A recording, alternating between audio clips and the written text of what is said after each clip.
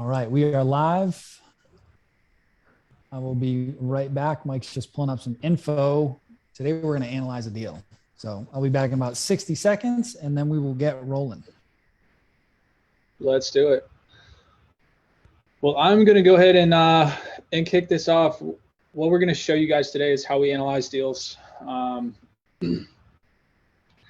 probably analyzed at least 200, probably more in the last 18 months or so. Deals that are purchase properties, so deals that I'm interested in purchasing, or somebody brought to me and said, hey, is this a good deal or not? We can also analyze arbitrage deals and also analyze co-host deals to make sure that we're getting into a good deal. A lot of people will reach out to Mike or reach out to myself on, hey, I'm analyzing this property. I got it under contract. I'm going to put an offer on it. And can you look at it? And so we've had a lot of practice at it. There's a few different tools that we use. Kind of one of the most popular softwares out there over the last year has been AirDNA. I know a lot of people have opinions on it. I've used it a lot. We've pretty much beat the estimates on every single one of our purchases and co-host deals. But it's just it's a good baseline. It's not like one source of truth. It's a good baseline on how to analyze properties, how to analyze markets, how to analyze comps as well. What AirDNA does is it pulls the comps via a specific market or address, and then estimates, based on the comps that are in the area, this is how much this address, if it's a 3-2, would make in a year on average. So we had Vicky from our mastermind throw us a deal to analyze. So I'm just going to put it in the calculator, and then Mike's going to critique me on how he would add to it as well. So it looks like it's in Hot Springs, Arkansas, which I don't really know much about. I've been to Little Rock, but that's about it. I know based on where this property is it's close to a river. And it looks like this estimate's about 160. So this is not a on-market opportunity, but we'll analyze it just for practice sake. So I'm gonna just pull up AirDNA and type in the address 1291 Lake Shore Drive, Hot Springs, Arkansas. And can they see my screen, Mike? Just making sure. All right, cool. So AirDNA is pretty intuitive. It can pull up a picture of the property from Google Maps. Based on Zillow, it looks like this is a 5-bed, 2-bath, 2,800 square feet. So let's just go ahead and change that to 5-bed, 2-bath. 5-bed, 2-bath. Let's call it 10 guests. Update. And it's pretty good numbers here. So annual revenue of $85,000, average daily rate. We don't care as much about ADR or occupancy rate. What we really focus on is the annual revenue here. So typically what I do when I pop these in, I want to look at what the other comps are in the area, and how they take pictures, and really get clear on what are the closest properties to the one that we're looking at and analyzing right now. So this one, looks kind of basic. This one looks like a nice lake house that did 93,000 in just 243 days last year. That's pretty good. And then also I want to make sure that these properties here on the right, when I zoom in, that they're in the same neighborhood, in the same area. So it looks like these are lakefront or riverfront properties. This one's got a boat dock. This one looks like it did 54,000 last year, but it's not on the lake or river. So that's a pretty good estimate. 55,000 is a decent estimate on what this property could do. So that's kind of the sniff test on AirDNA. And then I'll go over and I'll pop these numbers in to our calculator here. Get rid of this address. That's one I was analyzing previously. So this estimate, let's call it 200,000 for the asking price.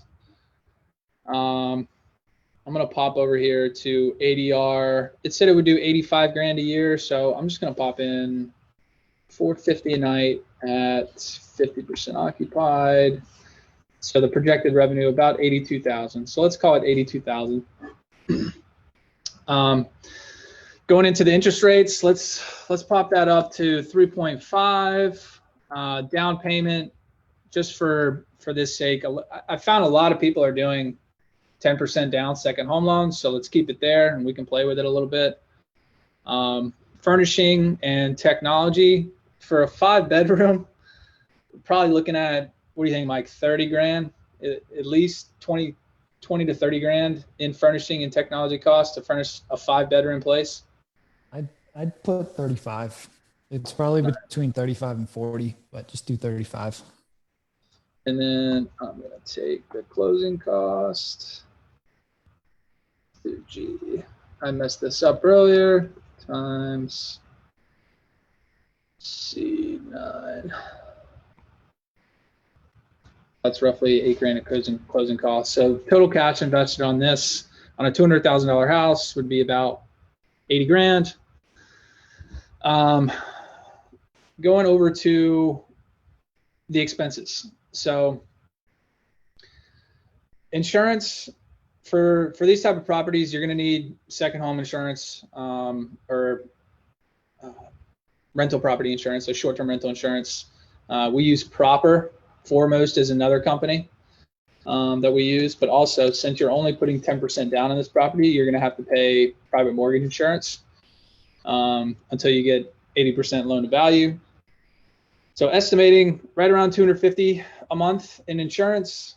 Looks like the mortgage would be pretty low, which is good since this is only a $200,000 house based on this estimate, which you can't really go off of. Supplies, $50 a month. Taxes, it varies. I can't imagine it'd be $300 a month in Hot Springs, Arkansas, but I could be wrong. Electric for a 5-bedroom place, we're probably looking at, let's say, $250.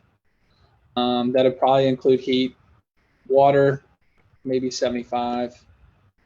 Cable and internet, we'll probably bump that up to $150. Software subscriptions like Price Labs, Smart B&B, Turnover B&B, those subscriptions for one property is about $35 a month. I like to add in a little CapEx and things for maintenance and like termites or bugs. So I add that in for a 5-bedroom property, $200 a month is pretty good. And then going over into like what the turnover costs are for a 5-bedroom property that's close to the lake, you're probably looking at $250 per turnover. I'd make it 350 just to be conservative. So $350. So that bumps up the total expenses to be, let's call it $3,700 a month. What we really shoot for is over here in this section right here, is what the cash on cash return would be, what the payback period would be, and then also the debt to ratio, debt coverage ratio. Any deal that's for us, any deal that's above 20% is a good deal when we're underwriting these. 43% is a fantastic deal, especially for a 5-bedroom property. I feel like the price of that property is not correct. Yeah, like we need an on-market I would deal. like double the price of that property, honestly. Like there's no way she's getting, unless it needs heavy reno. These numbers look a little more reasonable to me. 450. Okay. Now you're still over the 20% cash on cash return. Your insurance may be higher. I don't know that market, but again, you can get all that info from the agent. You can get quotes on all that good stuff. Supplies, I'd probably bump to $150 a month. Again, the taxes, you'll be able to get that right off the listing. Electric, heat, I'm fine with that. The water, yeah, even if you want to bump it to 100, it's not going to totally kill you. I think that looks pretty reasonable with that underwriting. So again, you're still over the 20%, which is again like my initial sniff test.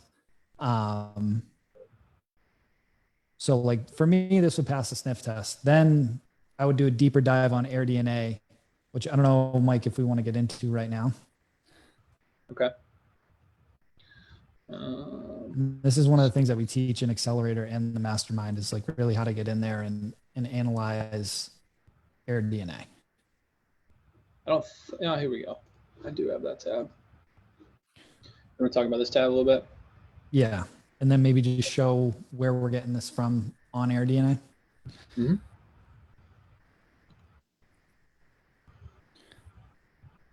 So this is the starting point for me. So what this graph is showing is going all the way back to, what's that, Mike? August 2018? August 18. Yep. Okay. So we got 3 years of data here. And what these boxes are, you've got 25th percentile, 50th percentile, 75th, and 90th. So what that means is you've got the bottom 25% of properties based on how much revenue they make, the 50th, which is like the average, the top 25%, and then you've got the top 10% of properties, right? My properties are typically around the 90th percentile, but I'll analyze them around the 75th. And Mike, if you want to filter on the 5 bedrooms, I would honestly say it sleeps 12 personally, but that's a big house. So now we're looking at real numbers here. So then what you do, if you hover over this, if you hover over one of those little things, it's going to pop up these numbers for you. And so what we do is we basically copy all these numbers over into the deal analyzer spreadsheet. And then we look at the average over the last 12 and 24 months to get a sense of what's the average property doing, what's the top 25% doing, and what's the top 10% doing. So then it gives us an average as a whole of that entire market. So I like to do this. I like to get into this because sometimes their rentalizer, which was the tool Mike used before, where you could pop in an address, sometimes those comps just look wonky. So I want to get a general sense of what does this market do as a whole? And then analyzing, okay, if this property is lakefront, it's probably going to be one of the better ones just based on the location. So either way, I'd be running this at the 75th percentile to just see like what it would do. So if it passes the initial sniff test, then I'll get in there, do all of this data mining, get a feel for what does this look like, map it all out, reevaluate, and then make my offer. So I know we went through that super quick. You guys can watch the replay, but I wanted to make sure that we get through all this because we've got a tight window and I wanted to leave time for questions too. So I think we got a few people on here. I think my internet is kind of stucking right now for some reason. So hopefully everything's coming through smooth, but if anybody has questions, post them in the comments.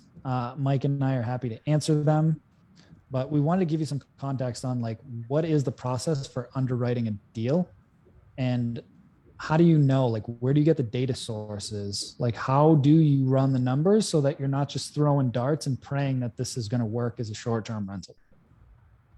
Yep. And I will say when you're starting out on the purchase or on the co-host on the lease side, if you can analyze a deal a day just to get your feet wet and look at what deals are good deals, what deals are bad deals. If you can analyze a deal a day, it doesn't have to be in the specific market that you're in. It could be helping someone else with their purchase or looking at deals that just flew off the market. Just the more practice you can get at these, the better you'll get. So, do we have any questions out there, Mike? I'm not seeing any in the group right now, and I'm hoping it's not because of my internet. But if you guys are on here, feel free to let me know. I want to share one thing. This is our first property. This is my first analysis I did back in, I think March or April of 2020 after I joined the mastermind. And this was our underwriting for that property. So this place is about 45 minutes south of Asheville, North Carolina, in a town called Brevard. It was a house that we purchased for $260,000. And here's our analysis on it. We did a 10% down loan. We budgeted about 20 grand for furnishing, budgeted 18 grand for closing costs because that had included a 8 grand amenity fee for the community we were joining. And then we estimated our expenses would be about $3,100 a month.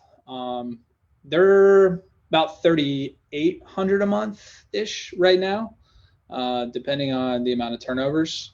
But this property, we estimated it would do about 55,000 in revenue. It did 103,000 in revenue in 12 months. So just because you see some of these deals and AirDNA says, oh, this property will only do 40,000. Like, do a deeper analysis on it. Find out where the comps are. Do what Mike said with the greater market analysis. And there's going to be some gems that are hidden in there. And it's just analyzing a deal a day and trying to get more reps and get more practice at it. Because this 24% cash on cash return was actually a 90% cash on cash return. So the deals are out there. It's just getting the reps. 100%. 100%. I'm not seeing any questions. So again, I don't know if it's just because my internet's being slow right now, but let me take a got look. some people on here watching. Gotta go back to home. There we go.